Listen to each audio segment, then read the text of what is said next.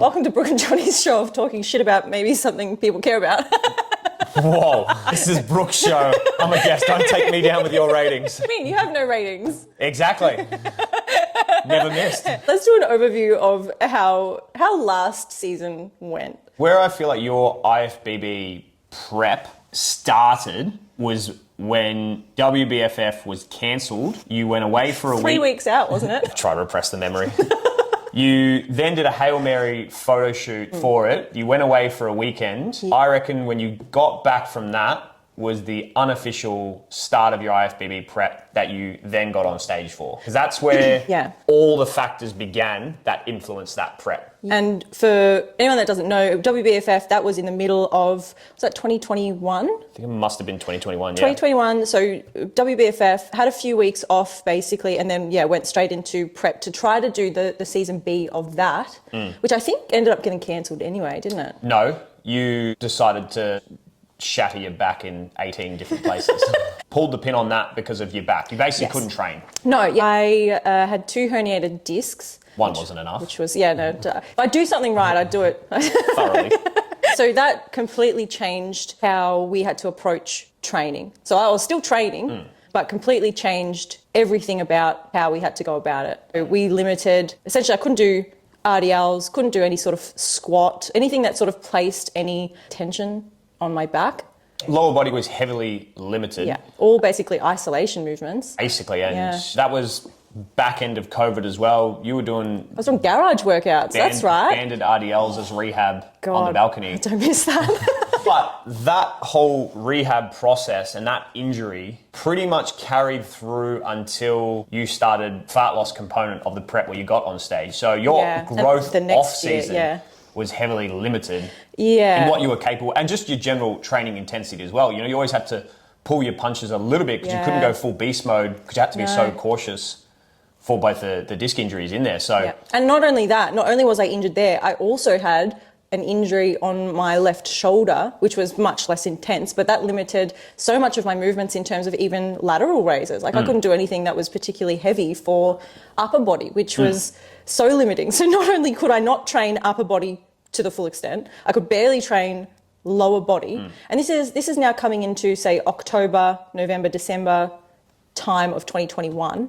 About a year out. Yeah, from Season B 2022, which is when I actually stepped on stage. Yeah.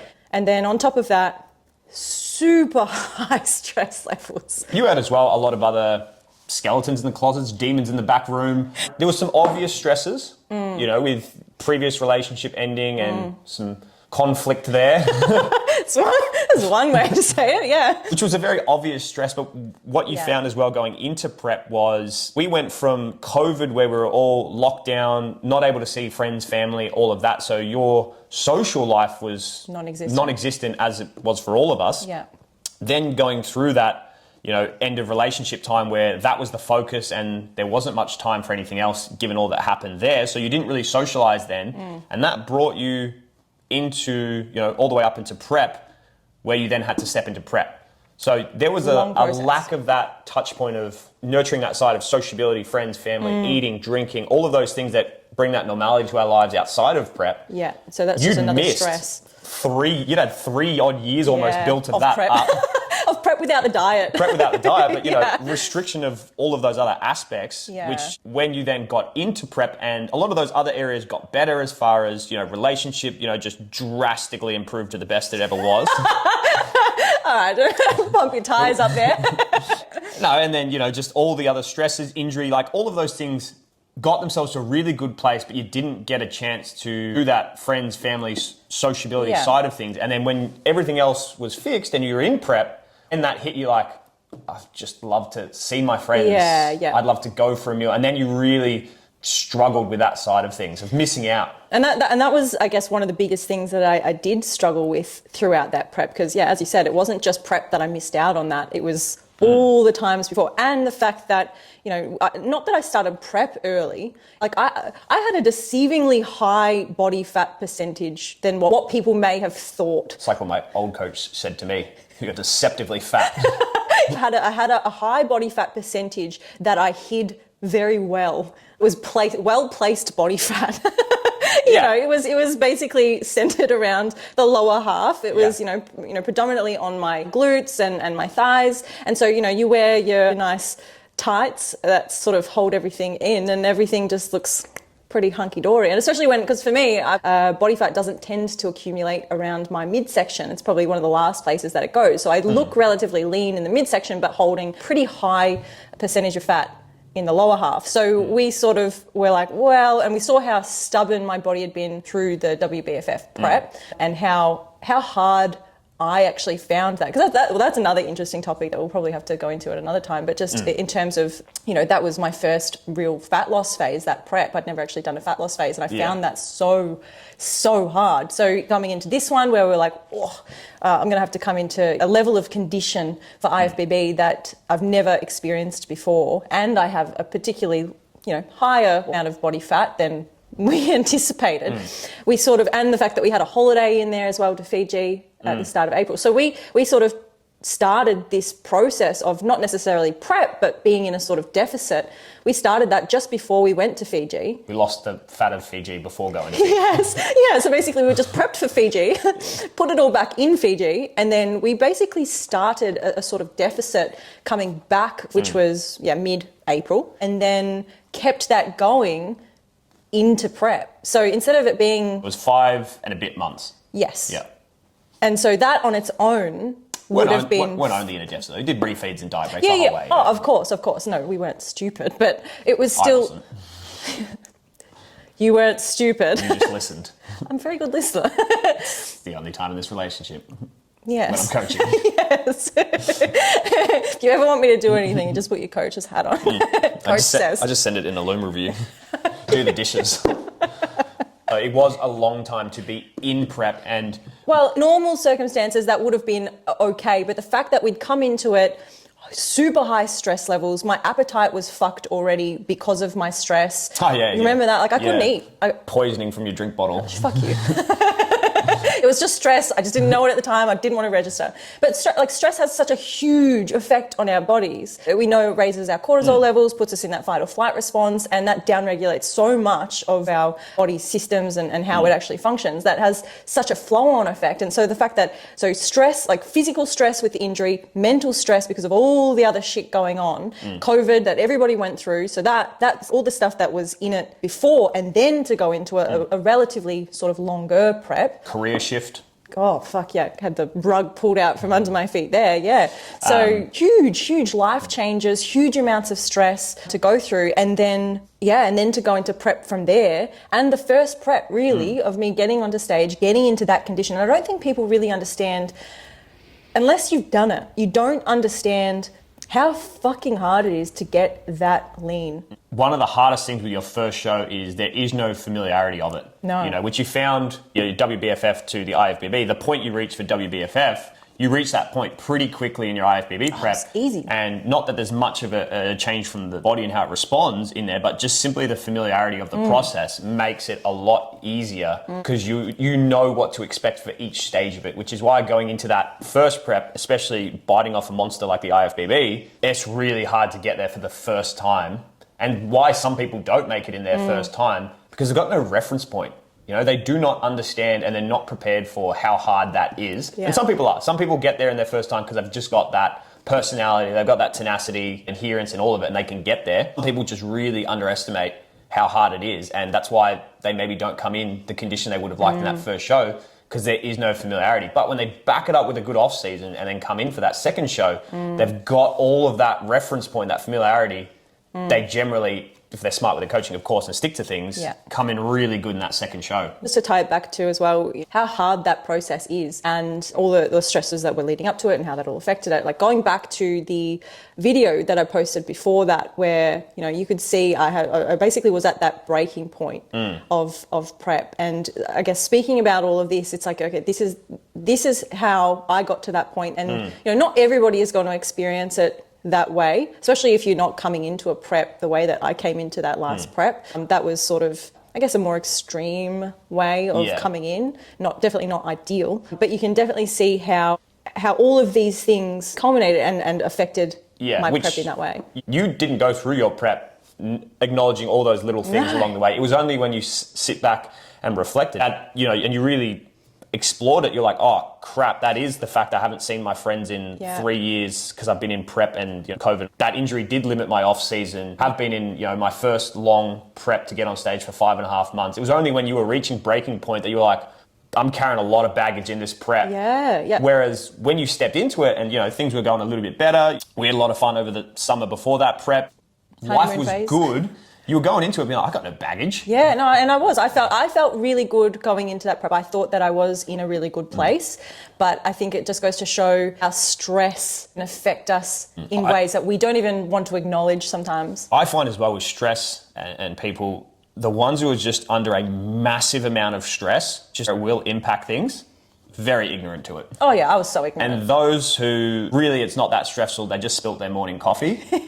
My body's not responding. It's the end of the world. I'm too stressed. I'm too stressed.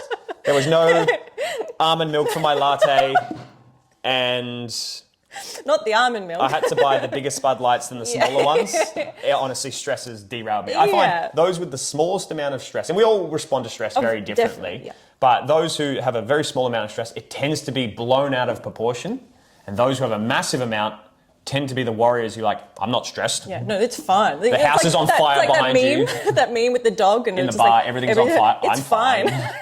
That's the high stress people. That was me, 100%. But I guess that also, like, a lot of people asked questions as to why I didn't do nationals. And I think even after doing state show, that point, I didn't want to acknowledge how much the stress had affected my prep leading up. And it was sort of at that point, I remember sitting on the couch. It was probably about 4 days after state. And I'd done so well. Like I'd done so well. Like I was so happy with my results. For my first show to walk away with 3 placings, third in opens, like it was massive for me. I was on such a high, but I still couldn't push past that point. I was just so done because it had been such a long process that it was just like, I remember you saying to me, like, you would never have stopped though. I wouldn't have, no. Yeah. I would have continued on. But the problem is, if I had have continued on, I probably would have got to a point where I was just like, fuck this.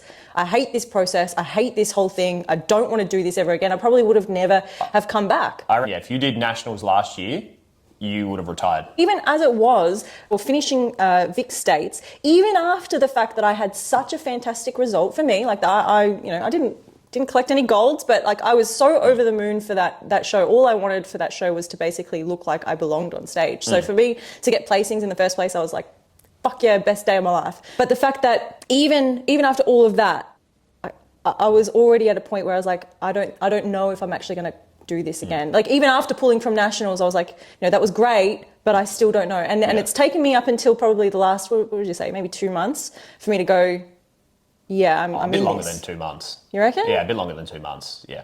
Maybe 3? Nah, 4? Yeah. I was still very much at the start of January questioning whether I would go back. Because I still remember having conversations with friends, probably mid to late Jan, going, look, I don't know. I don't know if I'm going to go back. I don't know if I'm going to do another season. I don't know if I've got it in me again. Because, and we can do another video as well about like what sort of happened in the aftermath of all that in terms of, mental space. But I didn't think I was going to come back already. That decision to... When you did VIX and did very well, third in the Open, can't go wrong with that in your first show. That decision to not do nationals, that was not a decision based on, I'm tired, prep's hard, nationals is in 4 weeks, I haven't got it in me. That was COVID, relationship ending, career ending and changing, injuries, all of these things, long prep. That wasn't a simple decision of, I've been in prep for 20 weeks and this is hard, I'm done. It was all of that baggage coming to the surface, being like, g'day, cunt. Yeah, you saw that coming out in that last video that I posted the other week. Yeah, and that was that conversation on the couch where I could see you literally, and you would have just burnt yourself into the ground. I was. You would never, with your stubbornness, pulled out of that prep. And that was where we had that conversation. And I think I just said something as simple as, do you even want to do this anymore? Yeah. And you just broke. You just... Yeah.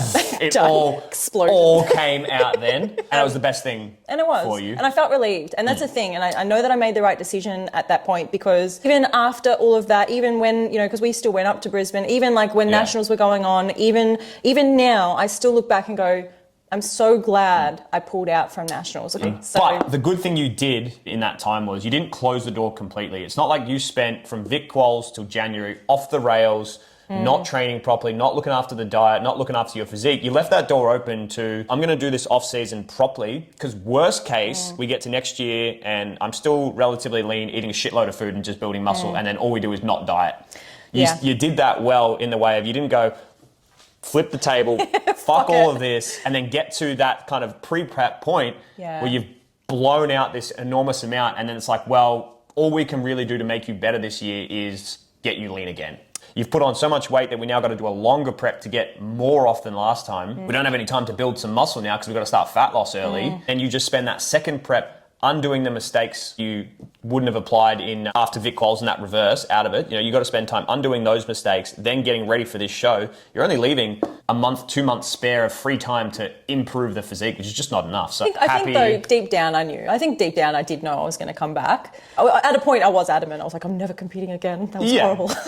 I mean, my brain was in two different directions. I had the coach who knew you were coming back, and then the partner who was like, please don't. And they were having fights.